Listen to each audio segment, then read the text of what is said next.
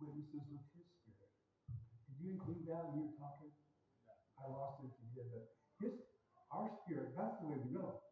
Our spirit interacts, communicates, communes with his spirit. And that confirms it to us. And that's not easy to explain to anybody or to anybody to understand who may not know him. But it's enough for each one of us to have that experience and relationship. And it's not delusion. Yes, it's not a But thing. you have to request it, right? You have to accept it. You have to accept Jesus Christ. Yeah. And when you do, he indwells you. And then you identify with him.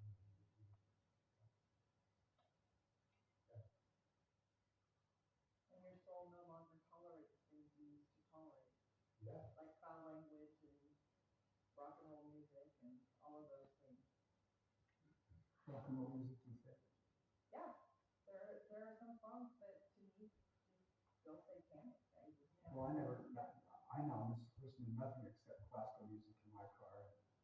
So I'm just saying, if someone else is in the car that wants to hear something like that, I have to say I can't be. If they say that to me, I say, shut up. No, I don't. I only had one person.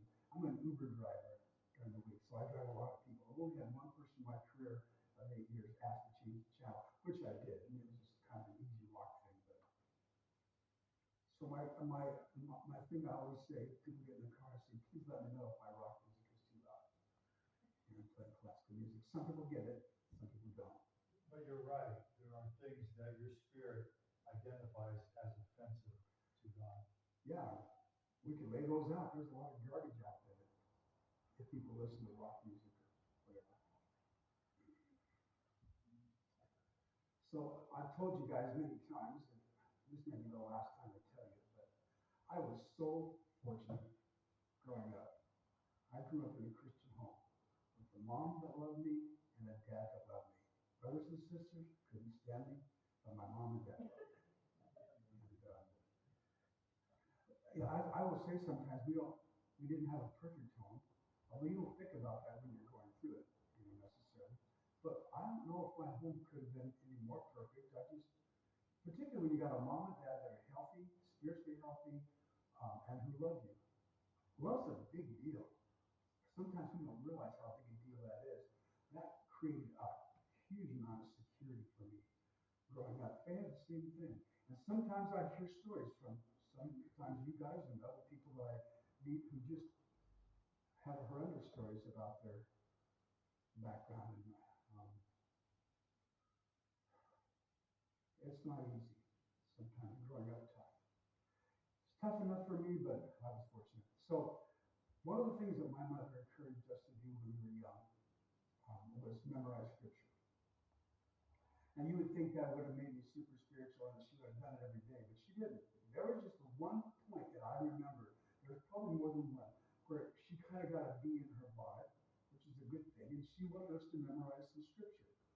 And I don't know if she gave all of us this scripture, but she gave me 1 Corinthians 13:13, maybe because she knew I needed it. Um, and if we memorized the scripture she gave us, she would give us a Bible. And that was a big deal. We wanted the Bible. So this verse was really difficult for me to memorize. It took me a long time. But I think I remember it now. I do know it.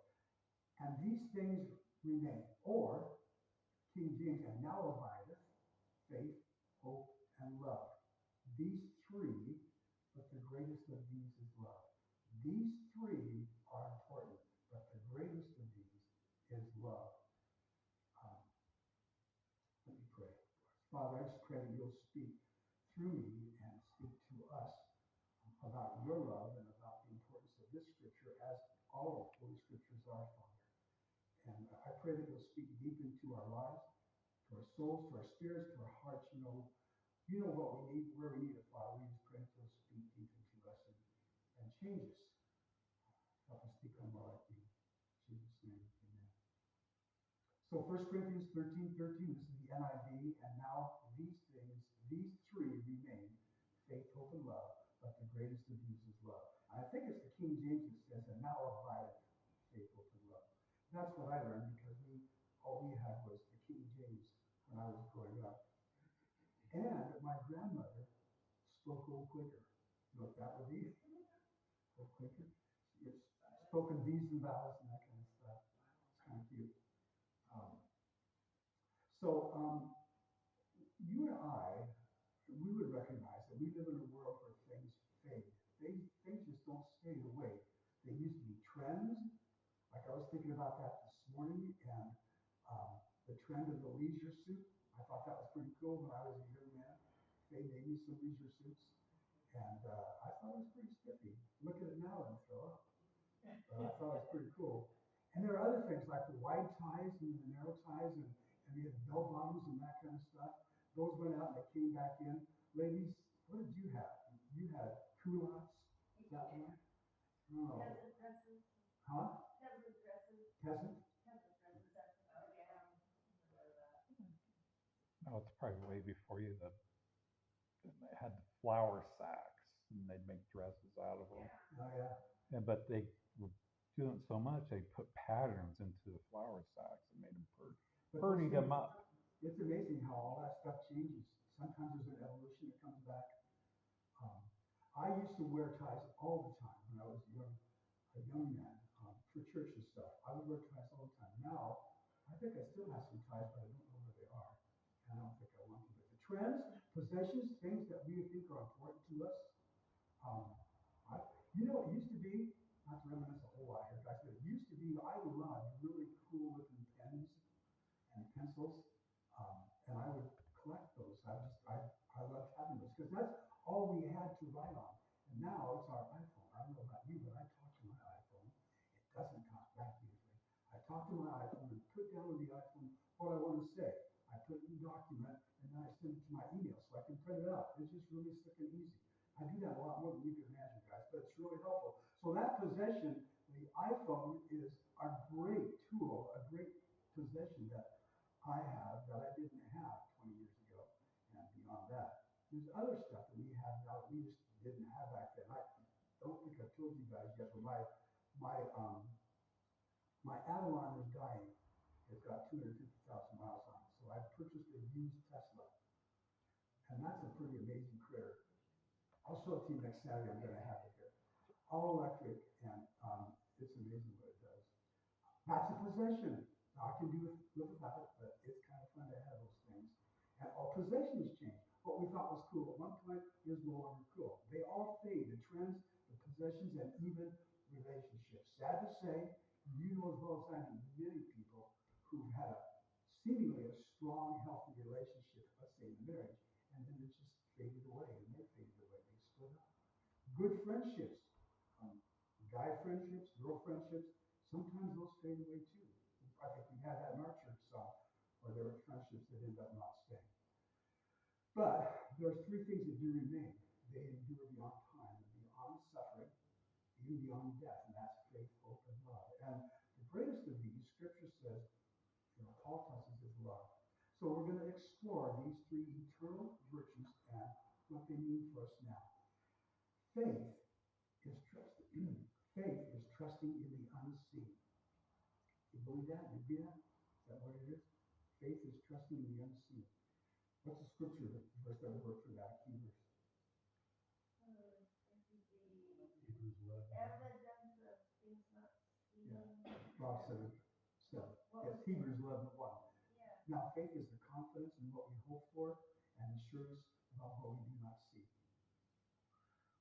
There's verses like this that you can think about for a long time and try to figure out what all is that trying to say. Well, it just means that you got to trust in the unseen. Sometimes that's Jesus and what he's done for us or what he will do for us. John Piper refers to it in almost all of his writings as future grace. We believe in, we trust in, we look forward to the future grace. Future grace is the great salvation that's going to happen to us when he comes back for us. And that's the future grace. So imagine, when it comes to this faith thing, imagine walking across a rope bridge. Have you ever walked across a rope bridge? Let's just pretend it's shrouded or covered, completely covered in fog. Scare the snot out of me. But you can't see the other side. But you just keep on walking because you trust the rope will hold.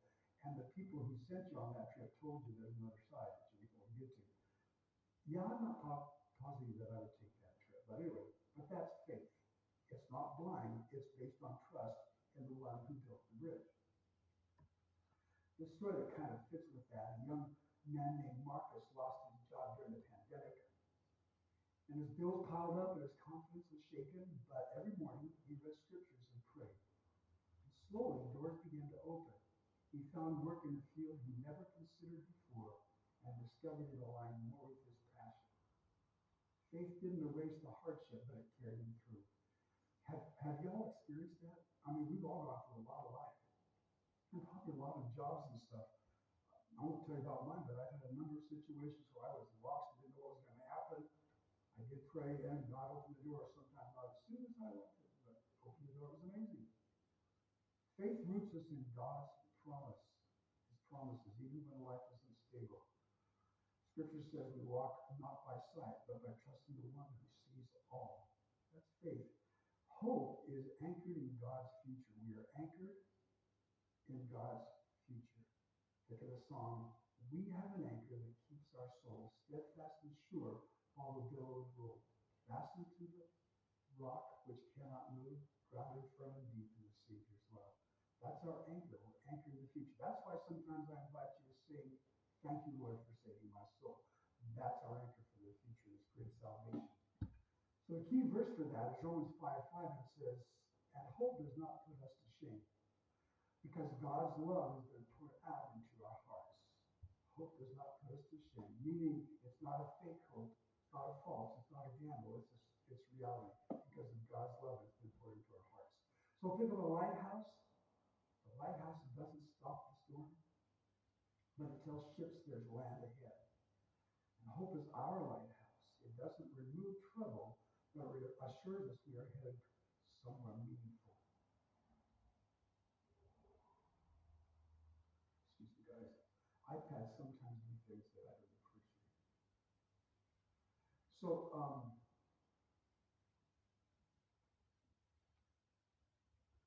here's the story about hope. There's a lady named Teresa. She was a cancer survivor. And she shared that how during her treatment, it was hope that kept her spirit alive. She created a blog to encourage others, saying, even if the body is wasting away, I believe there's more beyond this life. That hope inspired others in similar battles.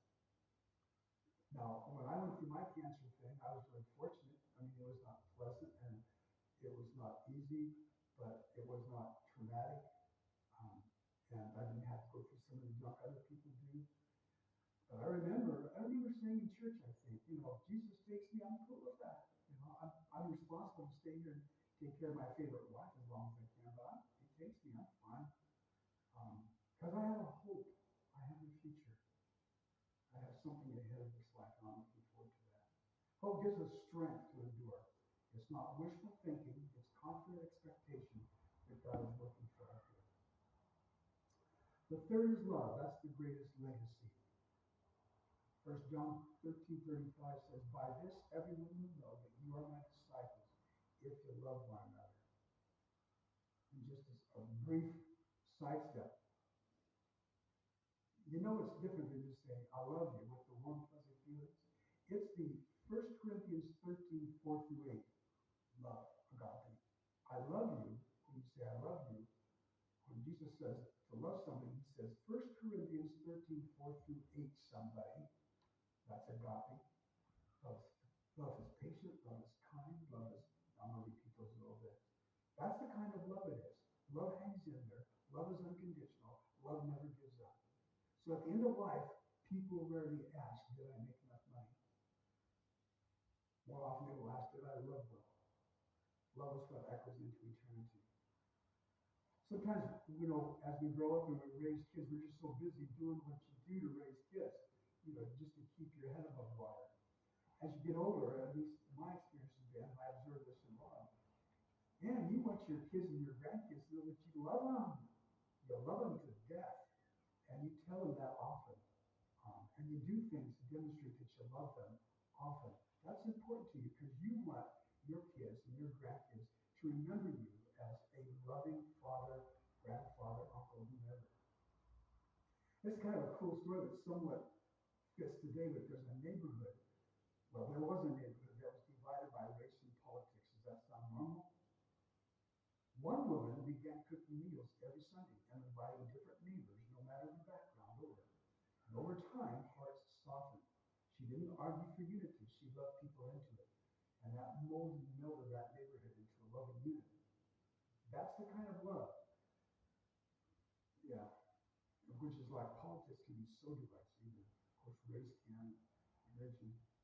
So if we just love people and don't talk to them about all that stuff sometimes, maybe that's a good thing. Love is not just emotion, it's an action. It's patient, kind, sacrificial. It doesn't boast or keep records of wrong. That's what 1 Corinthians 13:4-8 says. When everything else fails, our positions, possessions, or power, when all those things fade, what remains is how well we love. So Marcus was the one illustrating faith and truth, hope, and women in the divided neighborhood, love, all reflect pieces of 1 Corinthians 13:13. Their lives show that while the world around us changes, these three remain. That's what Scripture says, and these three remain. And now abide faith, hope, and love. And love is the greatest because love reflects the very heart of God.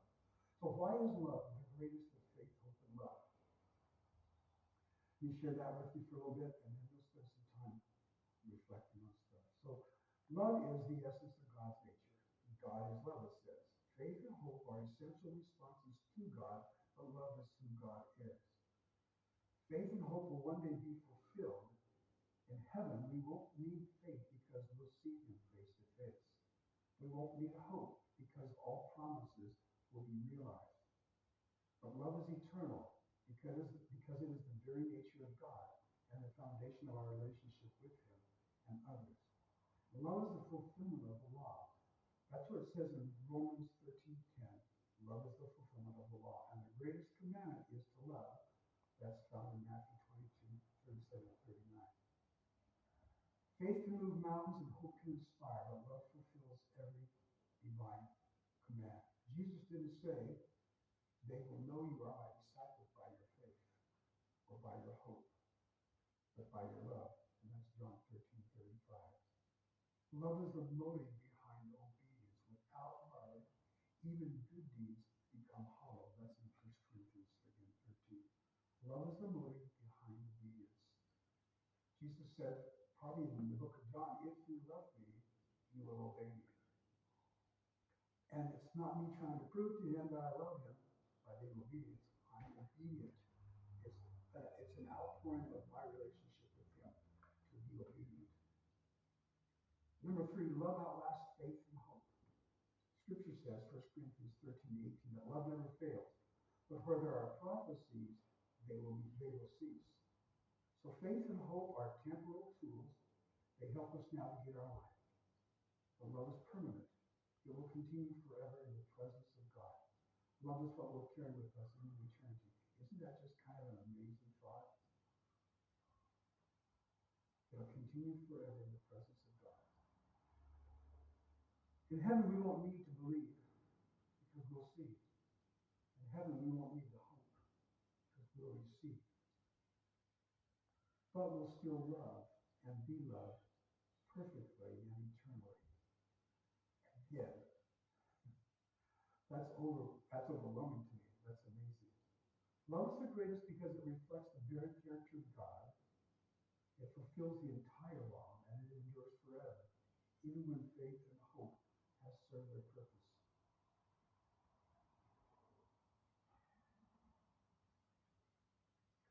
So,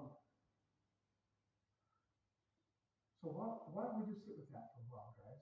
Thinking about the whole idea of love and our understanding of it, and well, I don't know whether this may have given you any more